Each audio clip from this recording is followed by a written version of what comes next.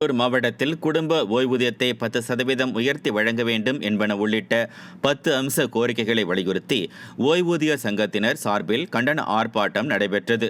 பழைய மாவட்ட ஆட்சியர் வளாகத்தின் முன்பு நடைபெற்ற இந்த போராட்டத்தில் தேர்தல் வாக்குறுதிகளை கூறி ஏமாற்றிய ஸ்டாலின் அரசை கண்டித்து முழக்கங்களை எழுப்பினர். வெற்று அறிவிப்புகள் மூலம் ஏமாற்றி வரும் ஸ்டாலின் அரசுக்கு எதிராக அரசு ஊழியர்களும் ஓய்வூதியதாரர்களும் தொடர்ச்சியாக போராடி வரும் நிலை இருப்பதாக பொதுமக்கள் குற்றம் சாட்டியுள்ளனர்.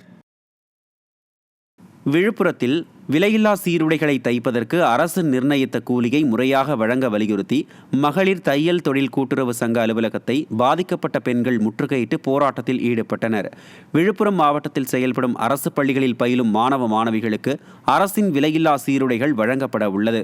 இந்த சீருடைகளை விழுப்புரம் சண்முகபுரம் காலனியில் செயல்பட்டு வரும் விழுப்புரம் மகளிர் தையல் தொழில் கூட்டுறவு சங்கத்தில் உள்ள உறுப்பினர்கள் தைக்கும் நிலையில் அவர்களுக்கு அரசு நிர்ணயித்த ஊதிய உயர்வு வழங்கவில்லை என குற்றம் சாட்டியுள்ளனர். இதனால் ஆத்திரமடைந்த உறுப்பினர்கள் சங்க அலுவலகத்தை முற்றுகையிட்டு போராட்டம் நடத்தினர். நாங்கள் வாரம் வாரம் வரோம், ஆனால் அவங்க துணி ஹேண்ட்வாஷுக்கு லேபிள் காசு, கட்டிங் சார்ஜ் காசு இப்படின்னு சொல்லி எல்லாத்துலேயுமே எங்களுக்கு 10% ஏத்துறேன்னு சொல்லி எல்லாத்தையுமே எங்கள் காசை பிடிச்சிக்கிட்டாங்க. இதில் நாங்கள் லேடிஸுங்களாம் அளவெடுத்தாதான் துணின்னு சொன்னாங்க. அதுக்காக பஸ்ஸே இல்லாத ஊருக்கு கூட நாங்கள் போனோம். போய் குடும்பத்தெல்லாம் விட்டுட்டு நாங்கள் அளவு எடுத்துகிட்டு வந்தோம் எங்கள் சொந்த காசை போட்டு. அது 2 வருஷம் ஆச்சு. அதுக்கான காசு இன்னும் எங்களுக்கு வரல. துணி ஏற்றுறேன்னு சொன்னாங்க.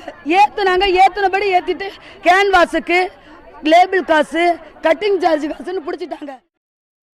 கடலூர் மாவட்டம் புவனகிரி அருகே வாலாஜா ஏரி தூர்வாராமல் போனால் 5000 ஏக்கருக்கு மேல் பாசனத்திற்கு தண்ணீர் கிடைப்பது சிக்கல் ஏற்படும் என விவசாயிகள் வேதனை தெரிவித்துள்ளனர். பின்னலூர் பகுதியில் உள்ள வாலாஜா ஏரி கடந்த 2 ஆண்டுகளாக தூர்வாராமல் இருந்து வருவதால் ஏரியில் சேரும் சகதியுமாக உள்ளதாக விவசாயிகள் குற்றம் சாட்டியுள்ளனர். இதனால் ஏரியின் நீர்த்தேக்க அளவு கடந்த காலங்களை விட தற்போது மிகவும் குறைந்துள்ளது. இதனால் அப்பகுதியில் உள்ள விவசாய பாசனத்திற்கு தண்ணீர் கிடைப்பதில் சிக்கல் ஏற்பட்டுள்ளதாக விவசாயிகள் வேதனை தெரிவித்துள்ளனர். எனவே திறனற்ற திமுக அரசு வாலாஜா ஏரியை தூர்வாரி சீரமைக்க வேண்டும் என விவசாயிகள் வலியுறுத்தியுள்ளனர். புதுக்கோட்டையில் 10 அம்ச கோரிக்கைகளை வலியுறுத்தி தமிழ்நாடு சத்துணவு ஊழியர் சங்கம் சார்பில் ஆர்ப்பாட்டம் நடைபெற்றது.